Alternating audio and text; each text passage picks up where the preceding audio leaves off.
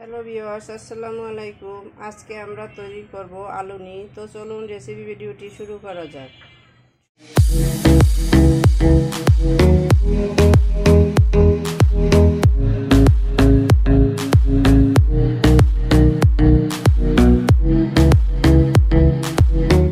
শুরুতেই এখানে আমি মেজারমেন্ট কাপের 1.5 কাপের মতো বেসন নিয়ে নিয়েছি।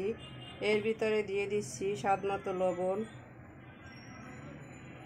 লবণটা আপনারা আপনাদের স্বাদ মতো দিয়ে দিবেন। দিয়ে দিচ্ছি হলুদের গুঁড়া, মরিচের গুঁড়া, ধনিয়ার গুঁড়া, গরম মশলার গুঁড়া।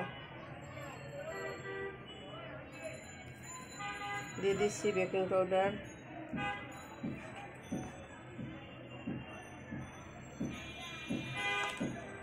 এক টিস্পুনের মতো বেকিং পাউডার দিয়ে দিয়েছি। দিয়ে দিচ্ছি কিছুটা কালো জিরা। দিচ্ছি কর্নফ্লাওয়ার 2 টেবিল চামচ।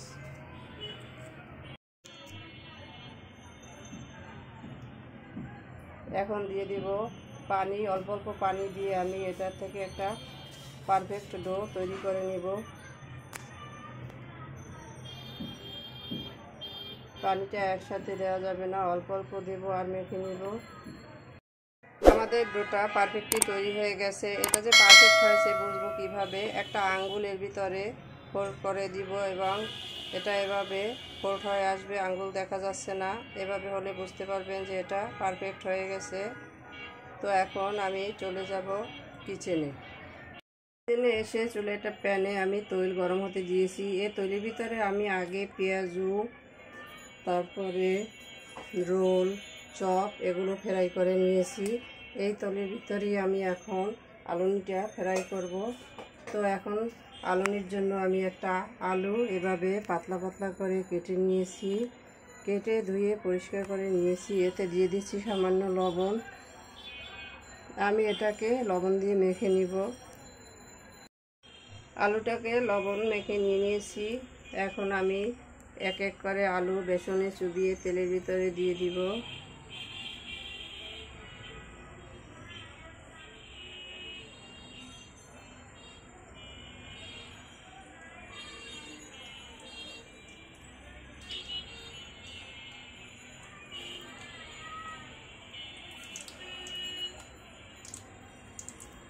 এভাবে আমি বেসনে চুবিয়ে কয়েক পিস আলু তেলের ভিতর দিয়ে দিব।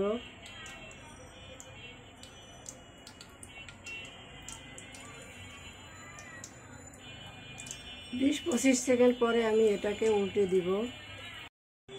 কয়েক সেকেন্ড পর আমি আলুনিটাকে উল্টে দিয়েছি, দেখতেই পাচ্ছেন ফুলে টইটুম্বর হয়ে গেছে। কিছুক্ষণ পর আমি এটাকে তুলে নিব। আমাদের আলুনি ফ্রাই করা হয়ে গেছে। আমি এখন একটা প্লেটের উপর টিস্যু দিয়ে এগুলোকে তুলে নিচ্ছি।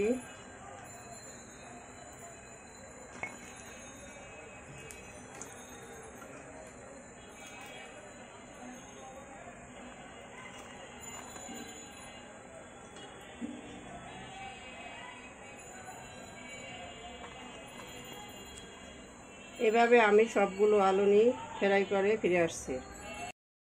আমাদের সবগুলো আলুনি ফ্রাই করা হয়ে গেছে, দেখতেই পাচ্ছেন কতটা অসাধারণ হয়েছে।